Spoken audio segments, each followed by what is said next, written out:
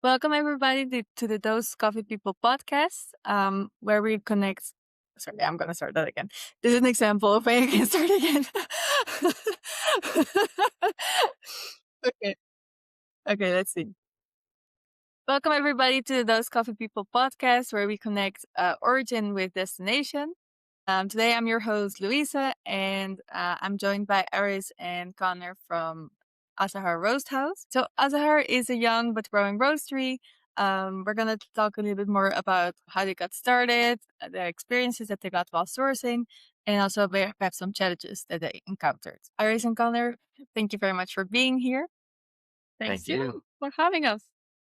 Of course. So let's start at the beginning. Well, obviously, like you two met somehow in some place, and then from there you started a company. How did that happen? I let him talk because I talk too much. So he just go to the point. Well, we met in Jersey City, which is right outside of New York City. She was on a work study visa. She is Colombian, which is awesome. I'm from New York State, not from the city, but upstate. And we met at a church there, and I ended up following her back to Colombia after her visa expired. And we got engaged, we got married in Colombia, had a destination wedding, which was amazing. A lot of friends and family flew down and they got to experience how wonderful Colombia is. COVID kind of brought us back into the United States and also helping us rediscover what we wanted to do with our lives as a couple, as well as just, okay, what do we do now for a job and thinking about starting a business. So that I'll let her tell the next part. So that's how we get together in life. And then when we came in here and I was pregnant and I graduated from business management. So I was working in WB, and if you're from Colombia, you know what is that bank. So I used to work in different banks, and then I came here and I faced the reality of being a mom in a country, in a different place. I have never been in this area before, probably like once just visiting.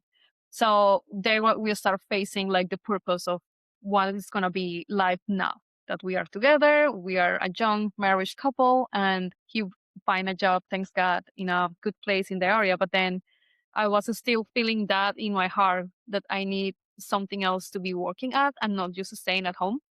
So I actually started having a different business. I was doing some hand lettering and other things, and then we have just like a real conversation, and we were like, we need to start a business. If we're gonna go business, we're gonna start right, and we need to do it now before it is too late.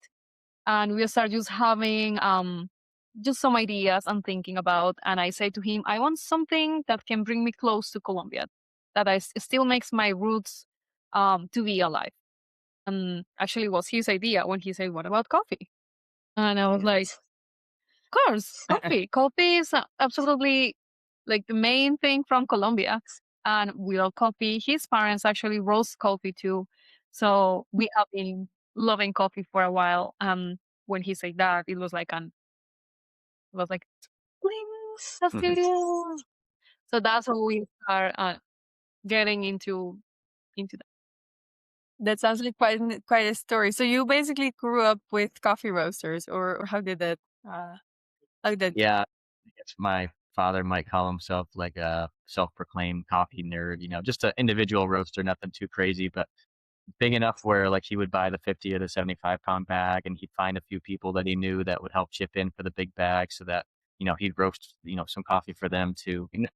Not like a business, but And with roasting with a little, what is that? A Vemor? he has A little Vemor. a That's what beamer we and start roasting with. Tiny one that you can roast like 500 grams, I think, at a time or something. something like that. That's where we start learning. That sounds like very exciting. So when you both started out, like, how did you divide the roles? Like, were you Connor then involved with like the roasting part, and Iris with something else, or was it a mixture of both? And how did it go for you both? Yeah, I think a little bit of both. Spade up.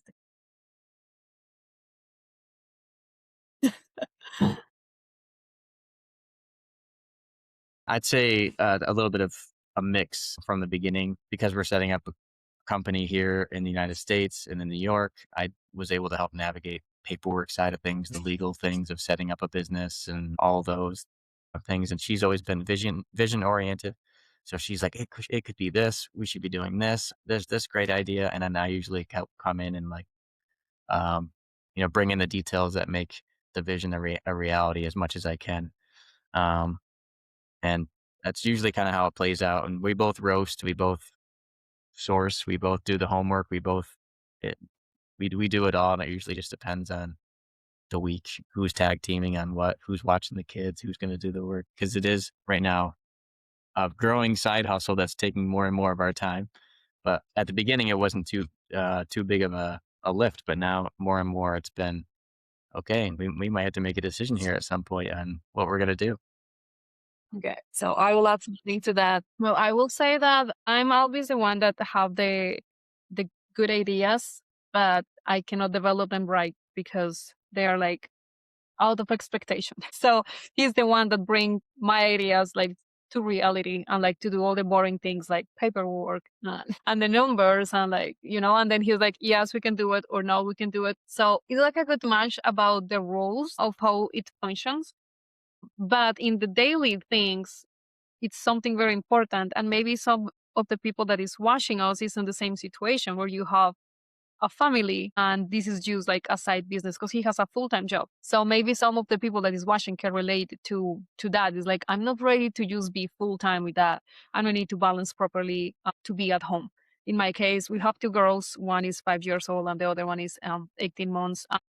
I roast when they are taking their naps. So when we start, we have a little girl, like she was like 12 years old at that time. And she came and watched my older daughter when I was roasting. But then she grew and then we have another one and the family start changing. So right now it's like I roast when she takes her naps. Sometimes he roasts at 5 in the morning or at 6 in the morning, or I do it in the morning, or he does it late at night.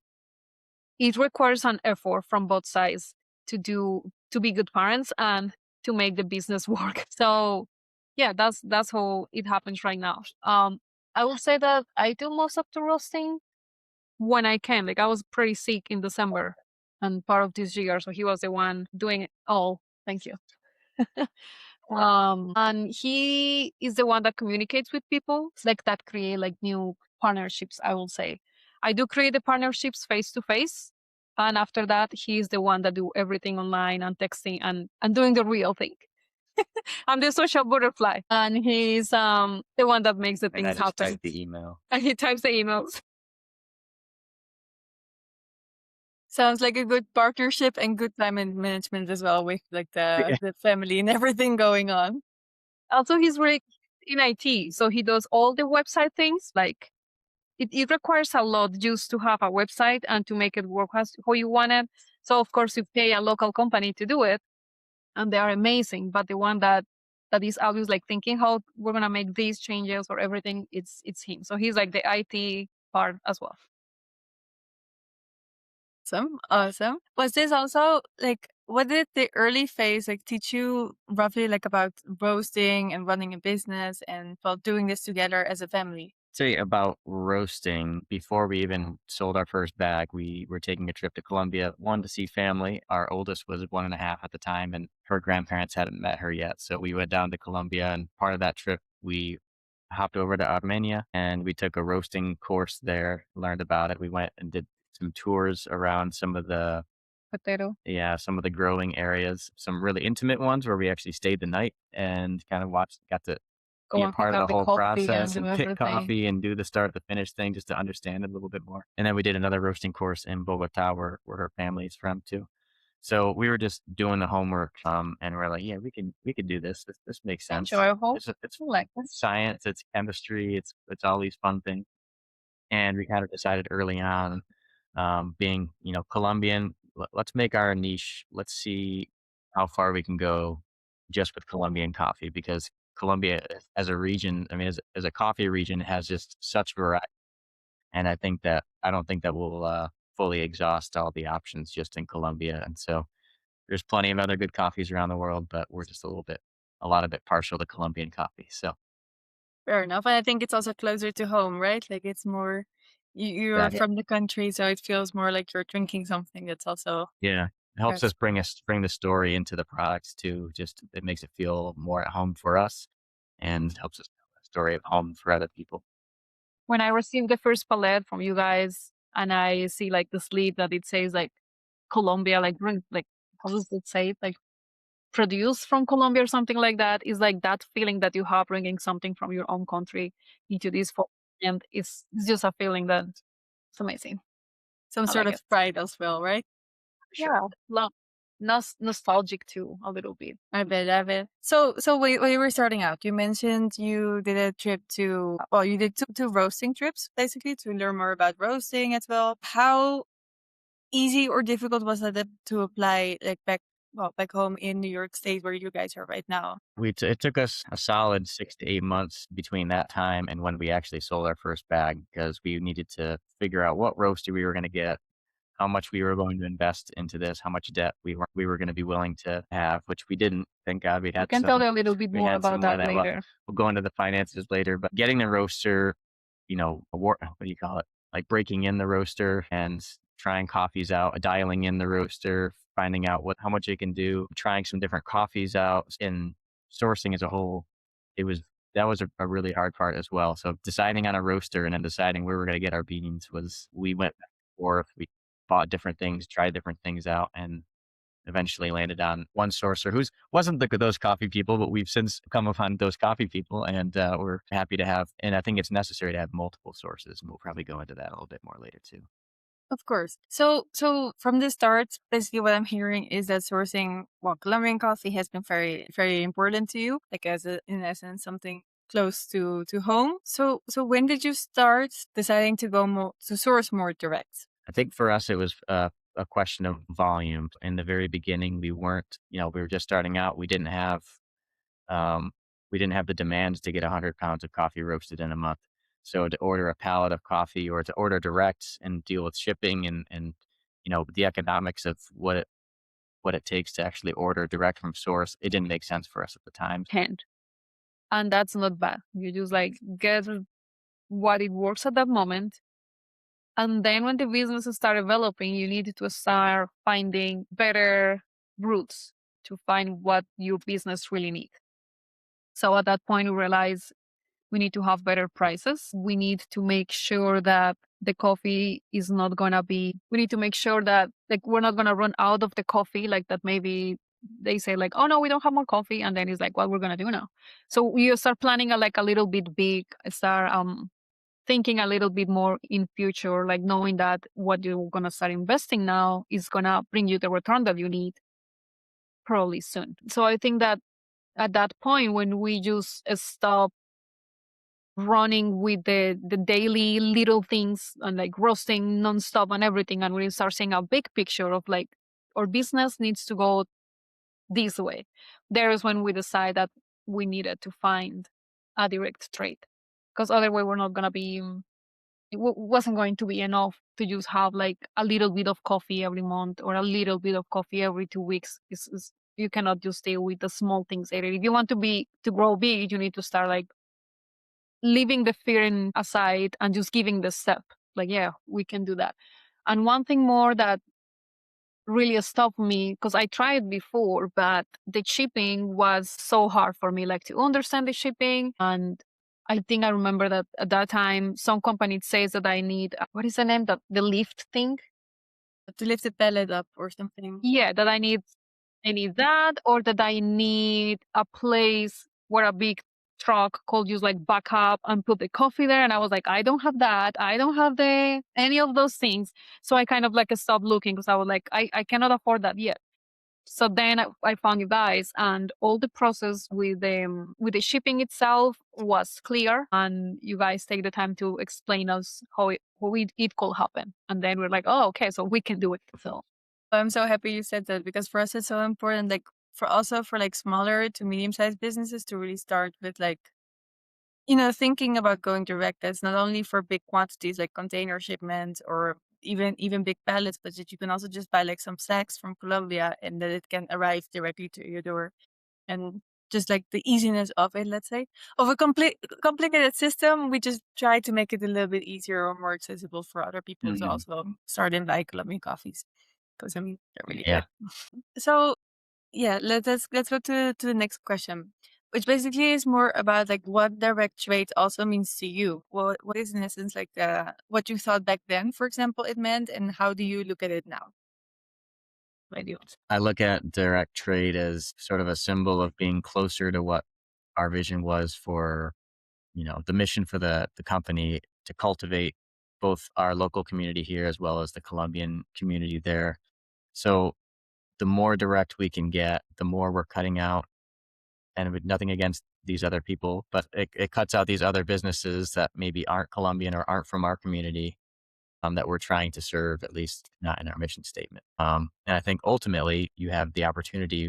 I think you have to hit a certain quantity, but there's an opportunity to maximize the symbiotic relationship. We can get the best prices and the best coffee, and we're able to pay the growers more for the hard work that they're doing to produce the good coffee. So at least it seems like a North Star, like the more direct you can get and have that relationship with, um, as local as possible with the source, both parties, I think, stand to benefit.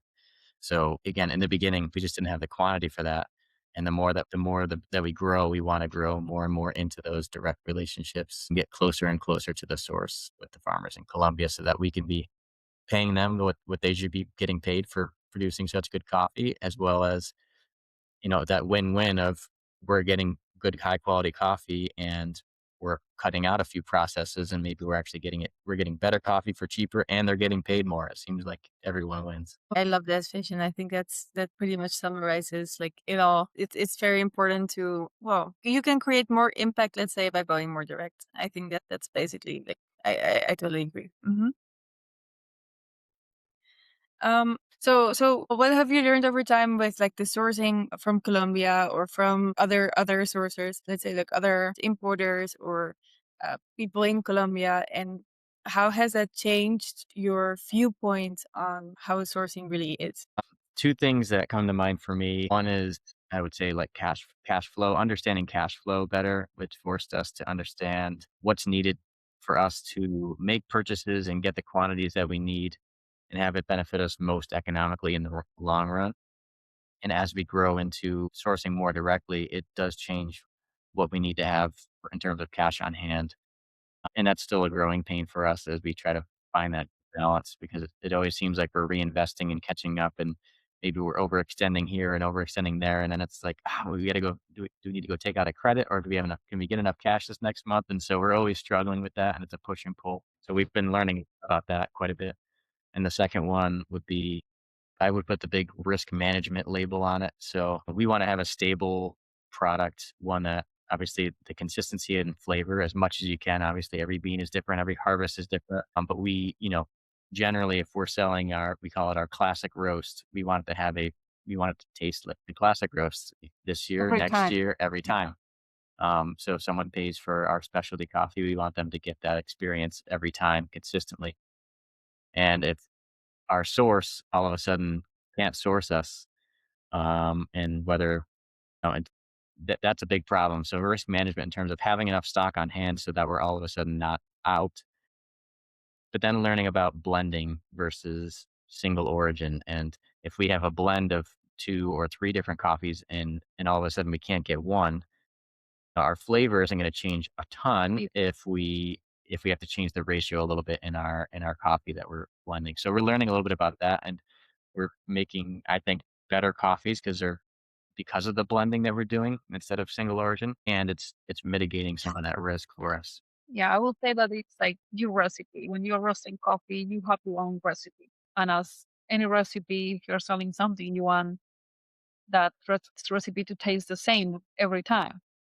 But if you go to the store and you don't have the ingredients that you always have because something happened, then what you're gonna do? You're gonna maybe change it and replace one of the ingredients, or you're going to a different store to find it. So I think it's kind of the same with coffee. If you want your recipe to stay as you want it, you need to plan ahead. One of the things that I have learned is that plan ahead. Every morning, in the morning when the girls are sleeping, we do our devotionals. We are just drinking our coffee, doing our prayers, reading the Bible. And after that, the first thing that I do is go and I check the price of coffee and I check what sales we have done the day before. And if we have orders again, that checking the price of the coffees is something that I do every day.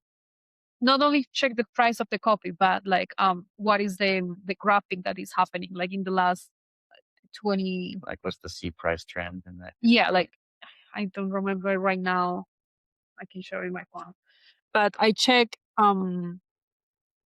if it's going up or if it's going down, and what is what they're expecting. This is a graphic. I check this graphic every single day, and I can expect the coffee to do something. So I know that if the graphic is going high, we need to act. We need to buy coffee now, and we need to do it for the next month or the next 2 months. And if the coffee is going down, then okay, let's just buy more coffee. Like we need to plan ahead, and we need to keep an eye open for what we need to do for choosing the coffee. And aside from just watching like the I think it's the C market price that you're following, right? Yes. So aside from the C market price or like the stock market, let's say, how else? How do you plan ahead? Like how do you do that? How do you know what coffee to buy and how much to buy, etc.? Like what is your learning on that? When we have the high prices of coffee after Trump's administration happened, and we have all the tariffs were like super high for importing anything,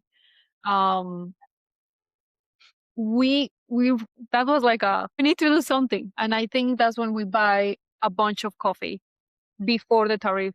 I think we take a credit. So we have never taken credits before, like not credits. Yeah, it's a credit. Yeah. We don't have we start the business without the bank credit. We have a credit card, but we do not have any loans for the business. So when that happened, we realized we need a credit now, because if we just wait, it's going to be way more expensive and we're going to be able to sell. So we take a credit card that have 1 year of interest, and we made the purchase for our first pallet, I think, wasn't that time? No, it wasn't a pallet actually, but we ended up buying 6 months worth of 6 months worth of stock before the tariff was going to take place the next month. We weren't the only ones that did it, because that source for that particular order, like they were sold out within 3 days after we did our order, and there was like, wow. Yeah, so we were buying like monthly, and that's the money that we have for. So we say we need to buy it now, and we need to do something. We're gonna take a credit, go to the market, look what works for your business. If you don't want to get a lot of paying a lot of interest, then find a good solution. And that's what we did. We find a good credit card, no interest. We buy, instead of the next month, we buy the next 6 months. And we didn't raise our prices for coffee in here. So that gives us an advantage over other coffee roasters too, because we plan ahead. So we didn't want to affect our customers. And at the end of that, I think we end up raising our prices like a couple cents, right? Something like that. Yeah. Like just a couple cents, because it takes like 6 months to the market to get established again.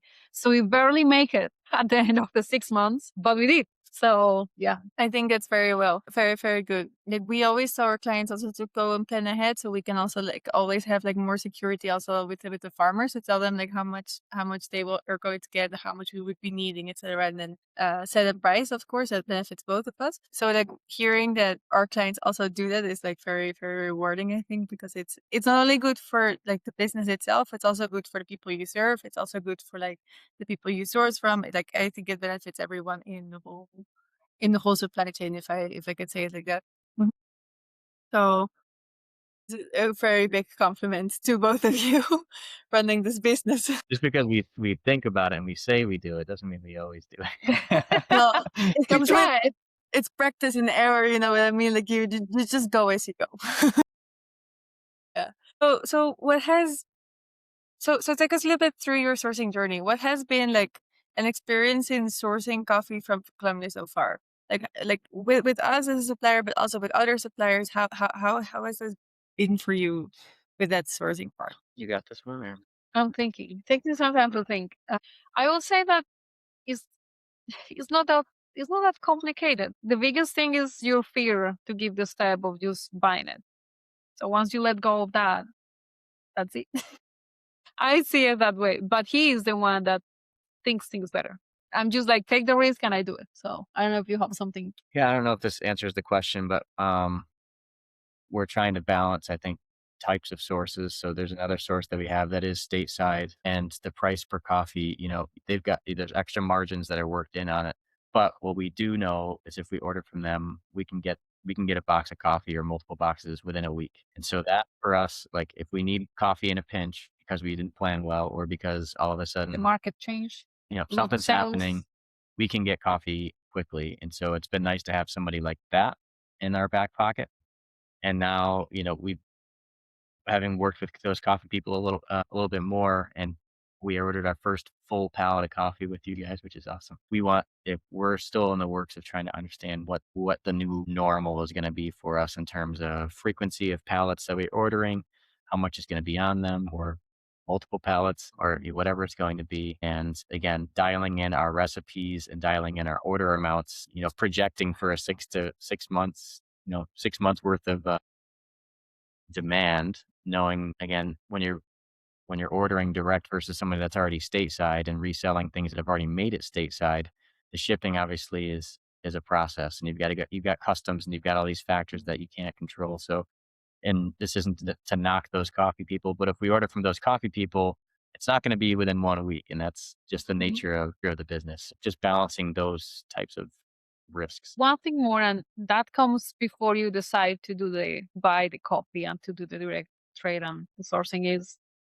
I remember when we just get all the samples and we just roasted ourselves and we were just drinking it and we are trying to do, like the sipping and all of these technical things that you learn of the right way to drink the coffee. And I think that you can get like very, very technical about that and like to feeling all your formats of like the acidity and the flavor and the aftertaste and full mouth and that is important, yes, but at the end your customer is not going to do anything of that.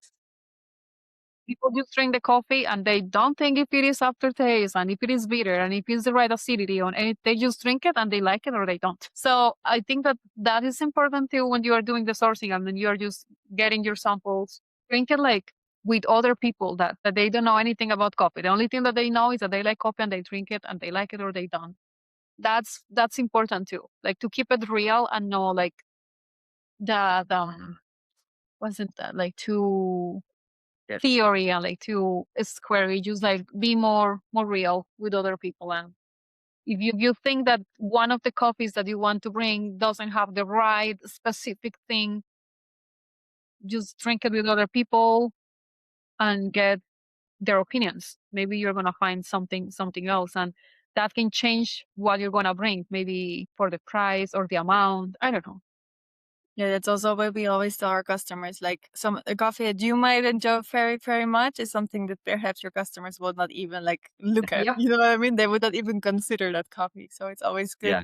to test it out. Something that we do with some of our friends is that when they invite us to their house, if they have our coffee or any coffee, they are because they know that we roast coffee. They're like, oh, but I don't have like any fancy things to do your coffee, and I'm like, please just make it the way that you made it. I'll be happy to drink it like the same coffee that you drink. I will be glad to do that, and we do that a lot. Like we just tell them, just give us a coffee the way that you do it, and that tells us a lot too. Like a lot of people like our espresso roast, the one that you are supposed to use to make lattes and to use in an espresso machine. They just drink it like they just brew it. But they'll like grind that and put that in their drip pot. Yeah, and I'm like, do that. It's too bitter, and they love it. So we start understanding our customers better too, and those decisions that the customer let us see is what we can use to know what coffee we need to buy and when and how much. That's the other thing is when we're taste testing our own coffee, we're trying to provide like when we're tasting it ourselves, we're giving it like the ideal cup, right? Like we like our pour over, we've got our temperature, we've got our grind size, we're doing all the stuff and it tastes amazing. And then like when somebody buys it, they're just throwing it in their like $20 coffee pot. Percolator. And does it still taste good? And so if we go to we just want to taste our coffee on their machine. Yeah. Just Yes. got that feel for it. Yeah. And I think also like the best way to obtain feedback is to taste like how your clients would make the coffee. I mean, how would they prepare it? Is how they make it? Is how they like it? So that's how you should make it so they buy it. Yeah. Mhm. Going back to her other point about the quality of the coffee, we care deeply about the quality. At the same time, when 75% of the customers don't even know that the coffee comes from a cherry, like they're not going to know what your Q score is of the green coffee. Yeah. They're not, Just being honest. whether it's a 90 or a 92 or an 86, they don't know. They Like, don't care. they don't even know it's a cherry. So like, does it taste good or no? And not to downplay the importance of providing quality coffee, but don't make that the thing that prevents you Yeah. from making a decision and just putting out a. I was very scared when we buy our first palette with you guys because we did that. We get the samples, and I remember it was summer and we were outside drinking and trying all these coffees, and I was like, I think this is the right one, but I'm not sure. And we decided to do it, and we did it. We buy the new coffee, and when we start bringing it to our customers, they were like, "Your coffee is amazing." They didn't even feel that we did a slight change in our recipe. And we are like, that's good. Now that we are early stage in our business, that's when we need to start getting these kind of changes and not later when it's going to be too late. So we are still like learning and doing changings and improving. It was the perfect time to do it. Awesome. That's so exciting to hear. It's always great to get like some good feedback from your clients on something that you thought would make a really big impact, and they're like, "Oh my god, I love it." Yeah. So you've grown a lot. Fast forward to today, like you've grown a lot. Like I believe you told me that you went from like one roaster to two roasters. And well, I mean, what was the biggest milestone in this whole journey that you went through? I think I don't know if there's any one big milestone. We hit them along the way. Subscriptions. I think two come to mind, and one is things that were going so well that we weren't able to keep up with one roaster, and it's only a 1 kilogram roaster, but now we have two 1 kilogram roasters. Okay, now we're doubling our output, but we also had to improve our exhaust system and our lighting, and just we revamped our whole workspace, and it just made things that much easier and nicer for us. And again, mitigating risk, having two roasters. If something happens to the one roaster, we still have a One. roaster. Yes. So very, that makes me, again, she's the entrepreneurial risk taker, and I'm like, minimize risk, minimize risk. So that makes me And I'm like, happy. let's do it. And then the other big milestone, I think, was setting up a subscription. So it's getting people to sign up and automatically, receive coffee every month from us. And that helps, again, minimize risk. Having, as a consistent orders from month to month and growing those subscriptions. And so we've been seeing our subscriptions slowly increase. And yeah, because we still get all these other one-off orders, but the one that's really exciting to see grow is that monthly subscriber, because that's consistent. I mean, it's very rare that someone cancels their subscription. So it's very, And when they do, I call them. yeah. And yeah. So I will say that it's not just the subscriptions, but just the strategy. When we start, we tell that we did like this business plan. In the business plan, we check all the regions around and all the coffee shops that are in, I don't know, that was like 2 or 3 hour radio where we are located. And we start like reaching these coffee shops and trying to bring the coffee there to stores and coffee shops and everything. And we realized that the profit that we were making was too low for what we were doing. I'm not saying that that is wrong to supply other coffee shops or other stores with the coffee, but you need to do it in a smart way. If you are roasting 15 pounds at a time, maybe you have the capacity to do that. But if you, like us, we only cold roast 2 pounds every 15 minutes, when I'm going to receive all my, what is the name? All my profit, where I'm going to receive my profit. I'm going to receive only like 5% profit from a retail store, or I want to receive, I don't know, 20 or 30% profit from a direct purchase. And there is where we realize like, oh, but we need to stop trying to bring our coffee to other stores and to other coffee shops. And we need to start focusing more in the one-to-one. So we start going to a farmer's market, to small places where we can bring our old brand like up front to the people. And our subscriptions are just slowly growing. And then I think it was last week, I received an order and I talked to the person that placed the order and I was like, how you know about us? She was like, I love your coffee. And I was like, how you find out about us? She was like, oh, my mom lives in the town where you blah, blah, blah. And you can see how the voice starts just spreading very organically. And you don't need spent a lot of time like reaching to companies and reaching to this place and reaching to other. So that was a big milestone to understand where was our right niche and to start working towards that with what we have right now. So we cannot roast 15 pounds of coffee, but we can roast 2 pounds and every 15 hours. And we're going to work with that. And we're going to make the profit that the business needs with what we have. It's 15 minutes. 15 minutes. So that sounds like a very good story. Like the word of mouth is usually the best type of marketing that you can get, I think, in every kind of business, just to have people recommend you. So first, how did you, like, what pushed you to expand your roastery, like to buy another roaster? Like, how did that process go for you guys?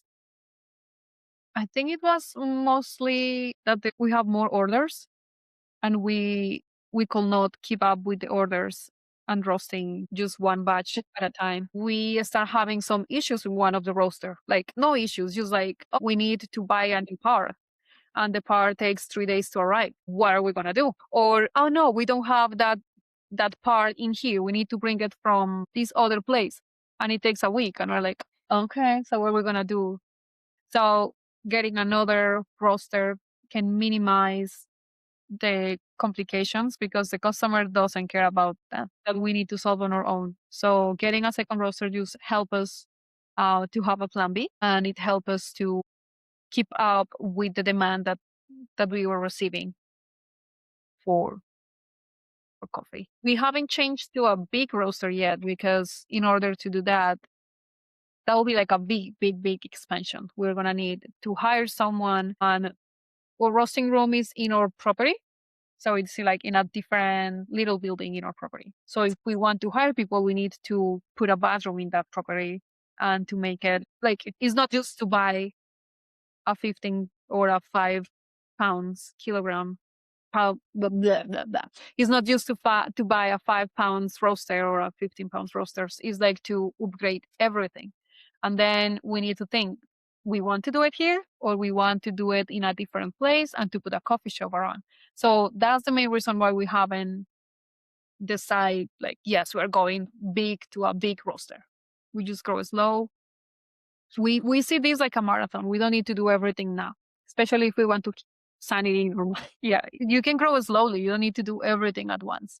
So we buy the second roaster and we're gonna just go slowly, making as much profit as we can, serving as much as we can the people that love our coffee. Sounds good. Sounds good. So, looking back now, what are some things that you thought that you think now that, oh, man, like I learned so much from this experience, or man, I wish I did this like something like a little bit different, or what are some learnings that you would also recommend to other people in a particular like same kind of business or who are just starting out right now?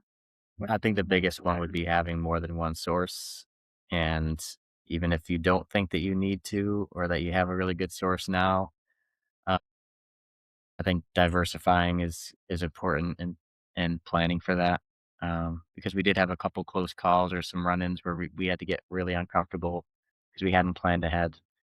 Having, building the relationship of having a secondary source if you only have one, or if you only have one type of bean that you're using, start thinking about creating a second product or blending your products potentially just so that you can adapt a little bit and not have your product change too much from a week to week basis or something. Just something that we learned throughout this process. Going back to what she said, as we've been growing, we've been doing it kind of the slow burn way because I have the full time job currently and we didn't want to take out a big loan. But I think we would have grown the subscribers much sooner had we thought about that. Because the more we get of those, the more, that consistent month to month revenue. Okay, now if we need to take out a loan to get a big roaster to expand operations or to do a big project, 50,000 or $100,000 project, well, now we know we can count on this much monthly revenue because of our subscribers. So I think had we gotten started sooner on the subscriptions, that would have been nice and not just be doing the one-off sales and all the events that we were going to. If we also could have been trying to build our subscriber list, I think we could be a little bit further along now than we are. Yeah. That's a good learning. Oh, sorry, go ahead. Yeah. I think that just looking the big picture and not just focusing on the little things, and that is very hard because, like, Or little things are getting the boxes where we're gonna do the shippings, getting the right bags. We made all our labels. We did all the graphics by ourselves. So all of those are the little things. And if you focus all your energy on that, the business is not gonna grow.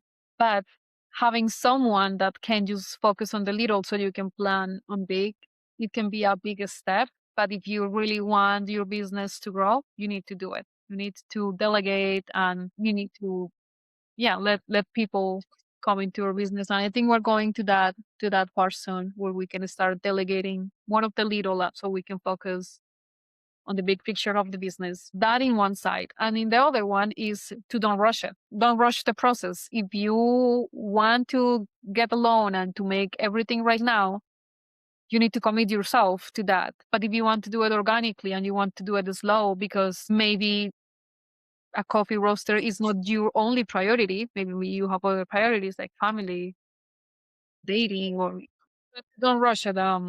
So you need to match how you delegate and how you can see the big picture. You need to match that with how fast your business is gonna grow. And if it's a long term thing, if the business is gonna grow slow, you are not failing. You're just going at the speed that you have to go. If you want to focus in your family, we were pregnant, we have a pregnancy and then a toddler and then another baby, and we are going slowly, but we are going. That's fine. This is not failure. This is just the process. So I think that's what we have learned. How do you see Azahar growing in the future in general? That's a very emotional question for us. What's the vision? We're a very family driven company and community too. For us, the main idea for the business is where we both can support our family from the business itself, where he can stay at home and when we can work together in our coffee business. That's like the long term plan that we have for the business. Just like to leave the 8 to 5 job.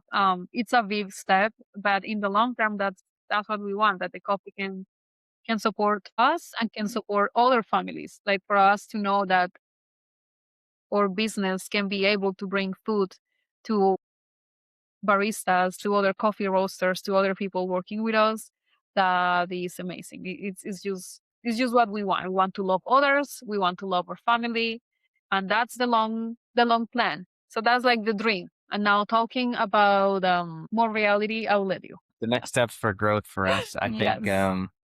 we want to spend more time in that direct to consumer marketing. We want our stuff to pop out. If someone's looking for Colombian coffee, we want to be, on the search engine, the top of the list. We want AI to spit out our name for Colombian coffee. If someone's looking to buy specialty coffee, we want to grow those subscriptions so that we can get to that next step, because I think we're getting to a culmination point where everything's going to happen at once, where we're going to need a bigger roaster, we're going to need a bigger facility, and we're going to have to dedicate more time. Yep. So it's going to be A big jump. Quit the job, take out a big loan, and then really go all in. But we'll have spent the time with the slow burn, building up the subscriptions, building up those things, so that it's not, we're not building from zero. We already have something good going. So we're excited for when that will happen, and we're slowly getting there. Me too, and I think the listeners as well will be following you around. Speaking about that, how can they follow your journey? They can go to our website. They can order some of our coffee and try it out. Some of it is through those coffee people. So I don't know if this is backwards on your screen or not, but this is our cacao bliss. Yep. Has very dark chocolatey notes. It's very, very good. It's my It's personal his favorite. favorite. Yeah, I like more the classic. But yeah, they can follow us in Instagram, Facebook. We have our link in the show notes. Yep. For our website. So definitely go check us out. And if you're someone that's just listening because you like coffee and you aren't another roaster and you want to subscribe, definitely subscribe. You won't even have to think about it. Coffee will just show up every month and you're going to enjoy it. Yeah, awesome. I have one final question for both of you, and that's, how did the name Azahar come up? Do you know where it came from? You're just asking for the people that is watching? Yeah. Okay, Azahar is the term for or coffee growers in Colombia. That's how they call the flower from the coffee. So they believe that when the flower that is coming from the coffee plant is white and beautiful, is going to be a good crop. And the name of that flower is Azahar. So we are everything family, everything blooming, everything growing. So we thought that was the perfect term that can describe, like, we're just a family blooming. We are. Mm. That's how the name Plus, came. it's particularly Colombian too, because if Yep. you just look up what the word means, it Blossom. technically means a citrus flower, but Uh-huh. in Colombia specifically, It's it's a coffee flower too. So And if you see our logo, it's a flower. It has a lot of meanings. It is a flower, but it has like the infinite symbol on it, and the petal itself looks like a bean, like a coffee bean. So yeah, that's how we. Were you in charge of that? Sorry, Were I you made in it. charge of that? That's what I thought. I'm the creative. Awesome. Oh, well, big look at that. Very nice. Very nice. Very nice. Well, thank you both for joining me today on the podcast. It's been a really great conversation. I love learning more about Azahar and the company you've grown. And to the listeners, thank you so much for listening to those podcasts, and we'll see you next time. Thank you.